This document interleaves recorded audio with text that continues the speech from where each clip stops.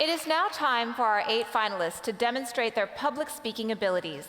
The young woman chosen as the national representative for Distinguished Young Women will have opportunities to speak on many topics to a variety of audiences across the country. The self-expression category, which is sponsored this evening by Regions Financial, evaluates participants' speaking ability, clarity of response, and grace under pressure. Just as a reminder, this category comprises 15% of their overall score. Ladies and gentlemen, our 8 finalists in self-expression.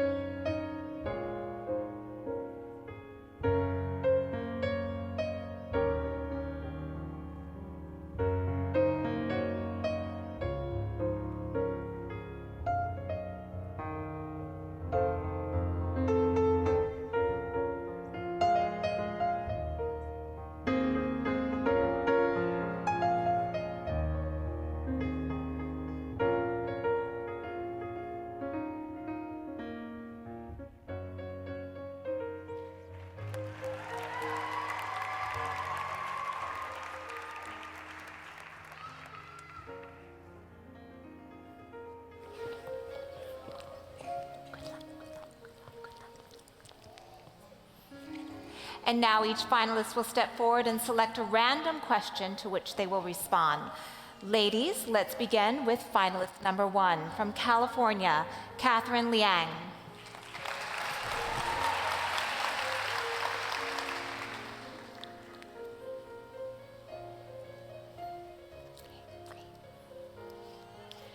Picture yourself on the cover of a magazine. Which would it be and why? I would choose Time magazine to be featured as one of the top 100 most influential people. My goal in life is to stand as a voice for people who do not have a voice. And whether this is through promoting the Be Your Best Self program or helping to inspire people through teaching them ballroom dancing, this is all meant to instill confidence into our youth and into our community to create a more empowered society. Catherine Liang, California.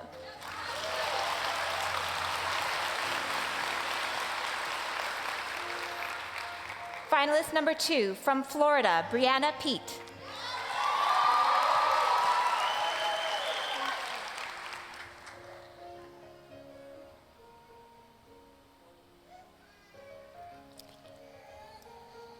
Many teens are distrustful of government and the political process.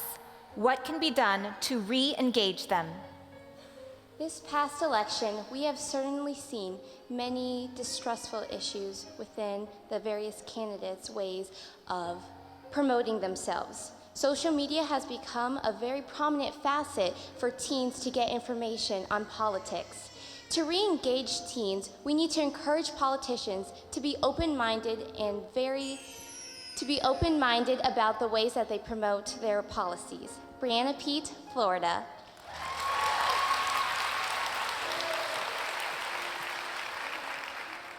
Next, we have finalist number 3 from Utah, Caitlin Parkinson.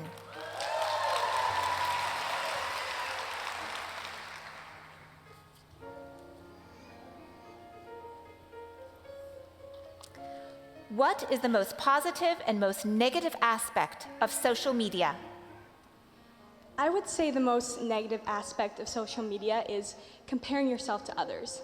And when you do this, it is very hard to focus outside of yourself because we are truly our best selves when we focus out, not in. And that is why I think the best part of social media is when we are able to share our accomplishments and meet other people and make friends with other people, because that is when we are our best, when we build relationships. Caitlin Parkinson, Utah.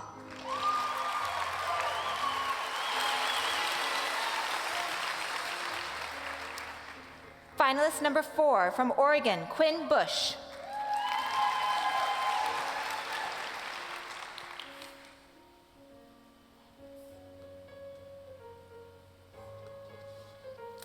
Are there any circumstances under which media should be restricted?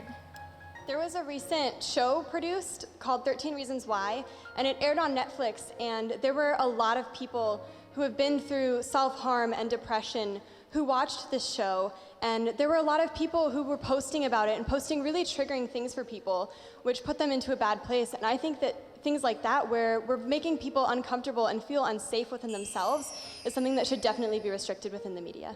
Quinn Bush, Oregon.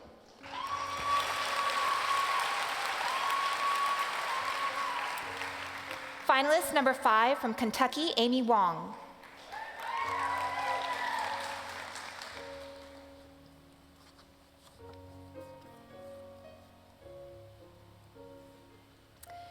Many school systems are facing budget cuts. What is the most important program to preserve?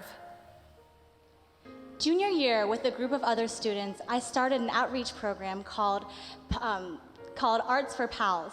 And what we did through this program is we brought arts to uneducated systems who didn't have these arts programs. Recently, budget cuts have been facing the arts programs and have been taking away from the money that matters the most for the students to learn from these arts. Through my experience, I've learned that the arts is fundamental in becoming the person you need to become. Amy Wong, Kentucky.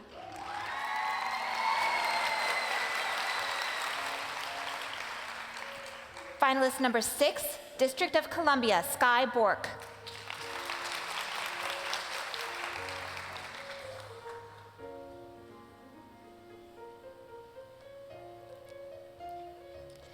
To consider yourself a success, what do you need to have accomplished or acquired?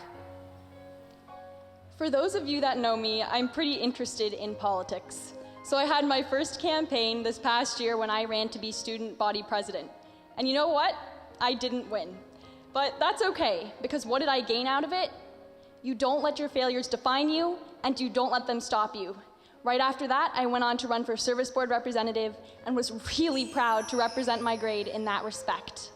Sky Bork, District of Columbia.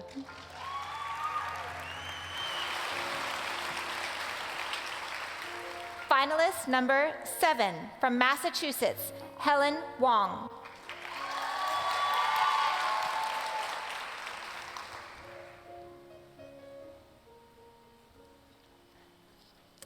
In America, should a college education be considered a privilege or a right? I truly believe that a college education is what helps many people get out of impoverishment or out of situations that they didn't want to originally be in. Whether you're from a race that has been affected by racism, or if you're someone who is so poor that you're not able to afford a private school education, I believe that a college education should be available for every person so that they can get out of situations that they weren't originally put in, and that makes it a right. Helen Huang, Massachusetts.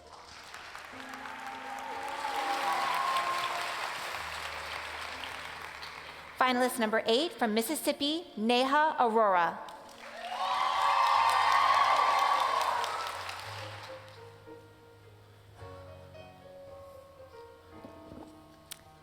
What can be done to curb the growing rate of childhood obesity?